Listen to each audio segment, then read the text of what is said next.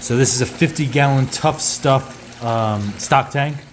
Not huge, but good for what's in it. It's filled pretty high. It's got some driftwood in it for basking. That's clay paver. There's a couple rocks in there, and this is my homemade filter. There's some fish running around in here, mosquito fish, a few mollies, black mollies, a couple guppies, an endler or two, and they're all food. There's also, you know, some clamshells down there, which are remnants of the inhabitant's meal. And there's the inhabitant right there. Let me see if I can grab him. He is an alligator snapping turtle. Super cool animal. Beautiful animal.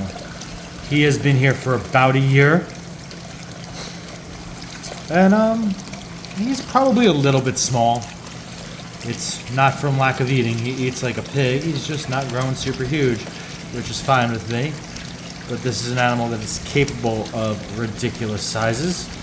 And to own one of these, you have to have plans for those ridiculous sizes. And those plans are usually having a backyard that's large enough to put a large pond in. I have one of those. I'm willing to do that. The state I'm in, they are not native, but we are not so far out of their range that I think it'll be too much of an issue. So in a couple of years, if he does get to the size where he needs to be outside in a pond, I don't think it'll be an issue. I'm not in South Dakota or Minnesota where it gets into the negative degrees, so I think we will be all right. But these are one of those animals like, you know, Asian water monitors, Nile monitors, reticulated pythons, Burmese pythons, which I absolutely love. I have a couple Burmese pythons. I think they're the greatest things in the world.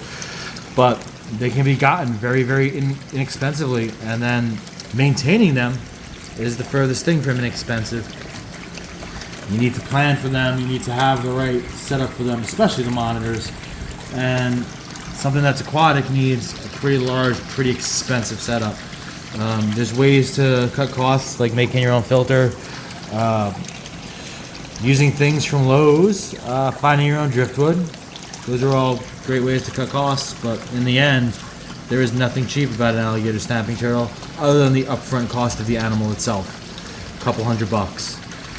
So I don't suggest anybody ever have these as pets unless you are 100% committed to the animal for the next 40, 50, 60, 70 years, however long you have, because it will outlive you and it will outlive me.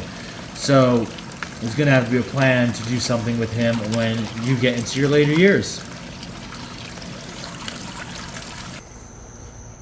And as the years go on, he'll get one of these larger stock tanks out here. That one, I had this this pond here, and I didn't like it, so I stripped it. And all the water lettuce is right there, so I'm gonna figure out something to do with all that. Water lettuce isn't doing so great right now, but my hyacinth's doing it excellent. As you can see, the hyacinth is everywhere. And then, if we need it in the future, this will probably be my pond area. Right in this area right here. Maybe a 400 or 500 gallon pond. Fence it off, it'll be good. But that's the plans going forward if I need it for the alley snapper. I might not need it because he's not growing very large. It's been a year and he's still very tiny. But if I do need it, this is where it's gonna go. So that's it.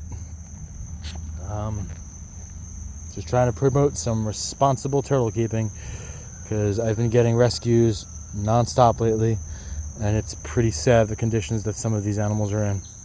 That's it.